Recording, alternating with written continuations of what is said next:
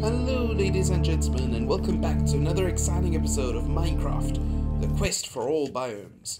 Well ladies and gentlemen, today we are going to be exploring in the Nether. We have made it back home safely from our last trip on White Lightning out into the wilderness. Now we are going to be going to a place even more dangerous. So as you can see on my hotbar here, we have obsidian, so that we can go into the Nether and build ourselves a portal so we can get out. We have on us our fire protection armor, so we don't have our elytra with us, but in the Nether I think fire protection is quite vital. What I do need though is a flint and steel. So let's head on up here, go into our chest. We need some iron. Sorry for the disorganization, I haven't quite organized my chests the way I like to. And let's get another flint over here. Been very busy with a whole bunch of other stuff. And we have our flint and steel. Lovely. Okay guys, so one thing before we go into the Nether that I want to show you guys. If we come all the way over this way, past our cow farm over here, I have prepared something pretty awesome. Well, I hope you guys think it's awesome, because I sure do. And the cow farm looks a little bit nicer now at least. Got a little hay bales in it and whatnot, but I'm sure you noticed that last time. But what I have over here is the fruit of a lot of resource gathering. And this is what I was talking about when I said I've been busy. So we hop on one of these minecarts over here and head on down through here. You can see we've got a lovely, lovely long tunnel over here. And where does this tunnel lead, you wonder? Well, after a long journey across, and with a second minecart following us for some reason, through this lovely tunnel we have here, I've interspaced lights so that we shouldn't have any mobs spawning in this tunnel. And we've got all of this has been gathered from various guardians in that one area that we found, that one underwater temple. So we have to be quick here and hop off. And as you can see, the minecarts make their own way back. And I'm sure by the sound you can hear, you'll see what I have been busy with off screen. As we climb all the way to the top over here, we have completely emptied this underwater temple of water. Yep, it's now a dry underwater temple. All the resources have been taken from it, and everything is ready for harvesting actually. And when I say harvesting, I mean all these guardian noises you hear are from guardians that I've been able to that are guardians that are spawning around this area. Now, if we come along this way, I believe it is, it's very easy to get lost in these places, so forgive me if I am getting lost, that is. Yeah, there's our gap into the water over here. Just duck underneath. You can see that there are a lot of guardians spawning around here now. The reason is because they don't have the water inside the temple to spawn in. But what our next little thing that I'll have to take care of is getting rid of all this water over here. And I've already started with that, as you can see. I've been clearing out, I need some food. I've been clearing out a lot of this water with sand over here, just trying to build a bulwark in the sea. Eventually I'll be able to set up a farm and get as many of these blocks as I want. But not quite yet. Alrighty guys, so I'm just going to swim back home. Shouldn't take too long because of my Death Strider. And I'll meet you at the entrance to the Nether portal. Okay guys, we're back by the Nether portal over here. Now, one thing we're going to have to be very careful of is as soon as we go into the Nether, what we want to do is we want to make a break for it. We want to run as fast as we can out, because I've noticed with having the Nether portal here, we do tend to get quite a few mobs that come through. And of course, fortunately this time, there aren't any. Okay, well that's good at least. Yeah, but I was having a lot of problems with coming through the Nether portal, and suddenly I would find that I was surrounded by mobs on every side. So yeah guys, we're going to be making a journey through the Nether today. We want to go as far as we can go and within the confines of this episode. And then we are going to make a portal and see where we come out. Now that's going to be quite exciting, because we could land up in a cave deep under the ground, or on top of a mountain somewhere with no way down. It would be quite exciting either way. Or we could just land up in the middle of a beautiful if I can speak, a beautiful flowery meadow, which would be just as awesome. Eat some food, and let's carry on going. Now, as I'm looking around, I'm seeing that there's a lot of nether quartz that I haven't gathered, that I should really make the opportunity to, because quartz is such a lovely block. And it also yields a lot of experience, which I am lacking at the moment. But anyway, let's carry on this way. Not that it really matters, I can always just make an easy trip down to my blaze farm and get tons of experience without too much trouble. But yeah, I thought maybe what we could do is we could head on through this, head on over the top rather, of this nether fortress that we've got over here. So let me swap that around like that. And I can already hear a ghast, which isn't good. Run! Okay, so let's turn around here. And see if we can fight this guy.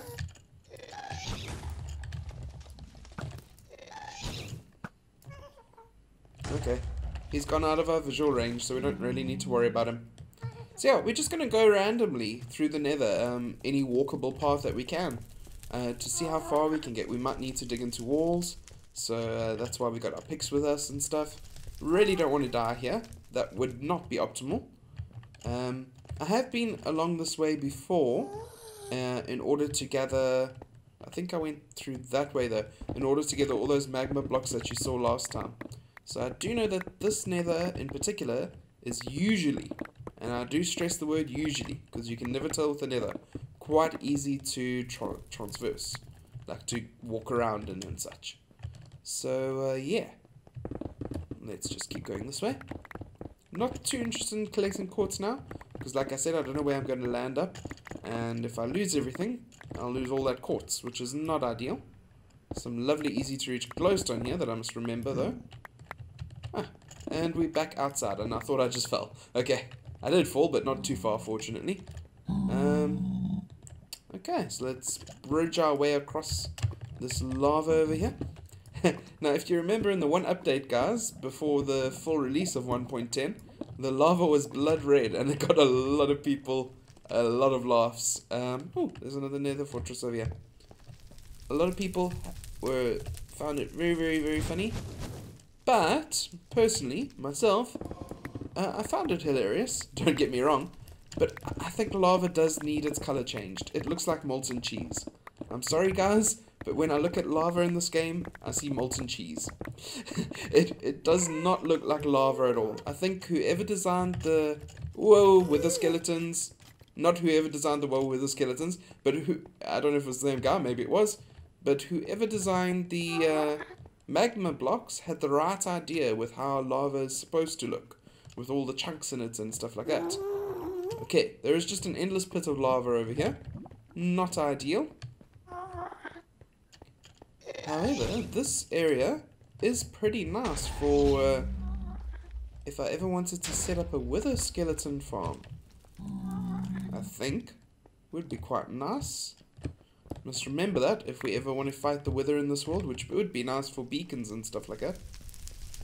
So let's just keep running through here. Ouch. Shouldn't have too much problem because of our huge amounts of fire resistance, but let's just keep running just in case. Eat some more food. Alrighty. Yeah, so guys, help me remember that this place is here. If it is a good place or not, I'm not entirely sure, because I've never really set up one before, but there were a lot of wither skeletons there, that is for sure. Ugh. Okay, made a bit of a leap of faith there, but we managed to cross anyway. Get past all this fire. So yeah, guys, what do you think of the new way that Mojang seems to be handling updates for now? These smaller updates, but they say they should be out in a shorter amount of time. Personally, I used to like the Secret Friday updates when Notch was still involved in the game. I don't know if that's nostalgia talking, remembering things better than how they actually were or what. But yeah, that was my personal favorite way of handling Minecraft updates. This update was a bit pathetic. I don't really want to use that word, but I can't think. It was so small, guys. It was just a few extra blocks, and then that was that. So I guess that's my opinion on the updates, on smaller updates. I'd rather they take a bit more time, maybe not as long as they have in the past, but take a little bit more time and just add a few more features to it so that it doesn't feel like it's pointless or underdone. Because, I mean, think of how much more could have been done with the theme. This theme was so awesome. Like, the nether could have gotten so much better. We could have gotten so much... This ghast. So many more things than what we did get. Got him. Okay. I didn't want to make this crossing. Whoops, that was on almost death. I didn't want to make this crossing without first getting rid of that guy. So let's come across this way. And when we have, I want to just check on my armor quickly. Because we need to see what we can see. Whether our armor will last or not. Because it wasn't doing too well when I put it on. But I thought it would be alright. Yeah, it's just below half now. So should last us. We haven't been taking that much damage, fortunately. I need to make my way up this way, though, in order to make some more progress. It'll be very interesting to see where we come out, because distances in the nether are not the same as distances in the overland. I used to know the exact amount, but for some reason my mind is not surfacing it at the moment. I believe it was something like 8 times. The distance you travel in the nether is equal to the distance you're traveling over ground. So if I go 1 block in the nether, it's like going 8 blocks in the overworld. I'm pretty sure, but I think you guys should just double check that, just to make sure that I'm not telling you nonsense, because it has been a while since I've worked with all of this sort of stuff. So yeah, let's head on up. And as you can see, with the right protection, the nether is not that dangerous. You just need to constantly be aware of where your foot is going. So I suggest your feet are going. So I suggest putting your mouse down and looking down like this as you walk, so that you're not walking into any lava pits or anything like that. Because otherwise you could have yourself a very bad day indeed. And talking about having a very bad day indeed, we need to try and traverse this terrain that's not all that great. Okay, so let's just blast our way through this. Now another thing you have to be very careful of in the nether is lava pockets. Because quite often you can run into pockets of lava inside the netherrack itself. And lava in the nether runs much faster than lava in the overworld. So you can easily get yourself surrounded by lava and find yourself having a very bad day indeed. So there's some of those magma cubes over there. Well, not magma cubes, but magma blocks. And like I was saying, I really like how that looks. Now, if that could have like a animated flowing texture and be across the whole nether, I believe it would look much better than molten cheese lava that we've got at the moment. They need to really work on this lava texture, but oh well. Just my personal feelings. I know probably a lot of you out there like the way that lava looks, but yeah, just my personal tastes. So let's head on up this way. Okay, I think we'll need to come around here. And up this way. Again, being careful of lava pockets and watching our feet so that we don't fall into any holes.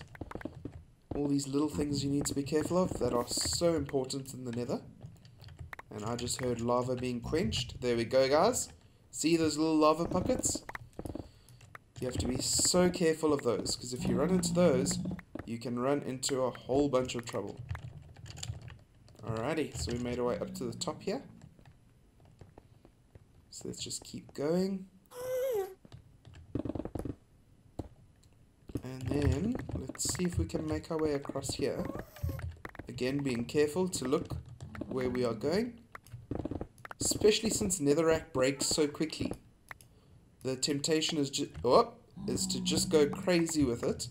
And just break as much of it as possible and go for it. Just run ahead. But doing that can land you into a whole lot of trouble. And as I'm saying that, I'm having to constantly watch myself. Because I like the feeling of moving quickly. And this breaking through blocks this fast definitely gives you that feeling. Now there's our experience points over here, which is quite strange. Was I here? Oh my word, I think I've got in a giant circle. We've landed up back to where I was before. Haha, that's quite strange. Okay, so we've been here before.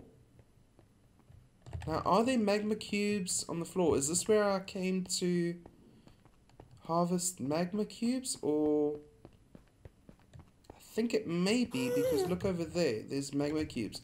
There might have been some magma cubes around here. I keep calling them magma cubes. Magma blocks that I was harvesting. Alrighty, so we've been here before. And that experience was just there waiting for us from that time. Oh well, I guess we haven't travelled as far in the nether as I thought we had. Thought we were exploring new territory. Anyway, I didn't come out when I was out here gathering magma cubes. Magma blocks. I keep calling them cubes. Anyway, here's an up close and personal look at them in their natural habitat.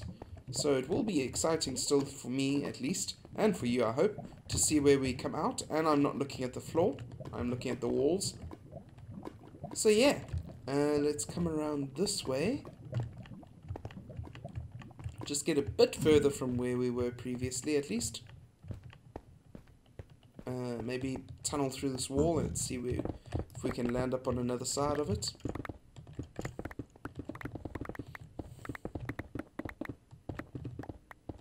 Again, trying to go a bit slowly, so if lava does spill out from one of these pieces of netherrack that I'm cutting out here, I can hastily make a retreat backwards. But it is so tempting just to run forward at full speed.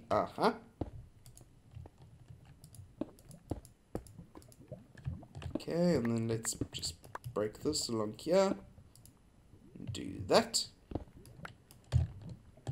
See how fast lava flows in the nether? Flows really quickly compared to how it does in the overworld. And I need to eat. That's why I've got the food on the hotbar there, just to remind me. And here's a giant pool of lava over here. So I think we can build our nether portal over here. Alrighty. And we'll see where we come out. So there we go. That's the first little bit. Also a good idea in the nether. Even though water will evaporate almost instantly, what you can do is have a bucket of water handy on you, so that at any stage you can just put it down. Even though it evaporates instantly, it will still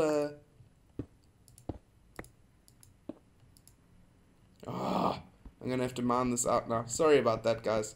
As I was saying, even though the water will evaporate instantly, it will allow you to put yourself out before it evaporates.